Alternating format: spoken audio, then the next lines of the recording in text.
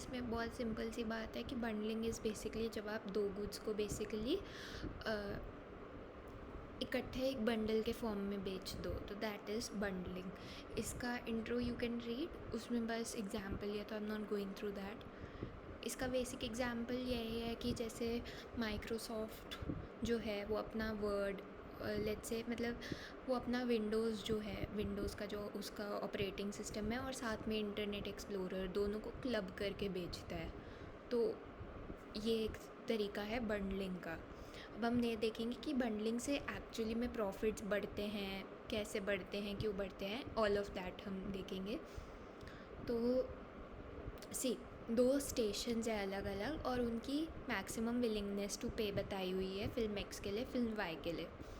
अब अगर तुम्हें या तो तुम प्राइस डिस्क्रिमिनेशन कर सकते हो, बट प्राइस डिस्क्रिमिनेशन के साथ दो प्रॉब्लम्स थी कि एक तो तुम्हें आइडेंटिफाई करना पड़ेगा कौन सा हाई वैल्यू वाला है, किसको तुम हाई प्राइस चार्ज कर सकते हो, किसको तुम लो प्राइस चार्ज कर सकते हो। और दूसरी बात ये कि तुम्हें उन दोनों के बीच में आर्बिट्राज प्रिवेंट करनी होगी कि जो हाई प्राइस वाला है वो लो प्राइस वाले को ना बोले कि भाई तू मेरे बिहाफ पे लो प्राइस में सामान ख़रीद ले, मैं तुझे कमीशन दे दूँगा थोड़ी सी, ऐसा भी कुछ हो सकता है। बट ये हमेशा प्रिवेंट कर पाना पॉसिबल नहीं होता है। तो इसलिए लेट्स अज्यूम कि इस केस में प्राइस डिस्क्रिमिनेशन वर्क नहीं करेगा। अगर प्राइस डिस्क्रिमिनेशन वर्क नहीं कर रहा तो मतलब आपको दोनों को सेम प्राइस चार्ज करना पड़ेगा। अब अगर सेम प्राइस चार्ज करना है तो आप एक फर्म हो जो फिल्म एक्स और फिल्म वाई दोनों बेचने को रेडी है, ठीक है। अगर आप फिल्म एक्स बेचना चाहते हो और आपको प्रॉफिट मैक्सिमाइज़ करना है अपना, तो आप कितने की बेचोगे, ये उनकी विलिंगनेस टू पे। आप 7,000 की बेचोगे। 7,000 की क्यों? क्योंकि 7,000 पे बी भी ख़रीद लेगा, ए भी ख़रीद लेगा, दोनों की विलिंगनेस टू पे से 7,000 कम है, तो आपका प्रॉफिट 14,000 का होगा, राइट। अगर आप 8,000 चार्ज करोगे तो आप सिर्फ एक को बेच पाओगे। सिमिलरली अगर हम वाई के लिए देखें तो वाई के लिए 2500 आप चार्ज करोगे, क्योंकि 2500 चार्ज करोगे तो आप 5,000 का मुनाफा पा लोगे, अदरवाइज़ आपको 4,000 ही मिलेगा बस।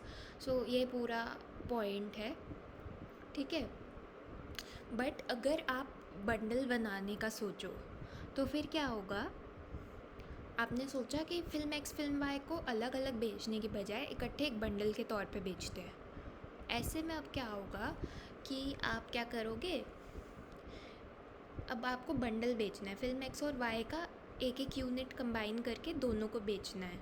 मतलब दोनों को बेचना है या एक को बेचना है, ये आप डिसाइड कर सकते हो बेस्ड ऑन प्रॉफिट किससे मैक्सिमाइज़ होता है। अब कितने पे बेचोगे? बहुत ऑब्वियस है कि आप 10,500 में अपना बंडल बेचोगे।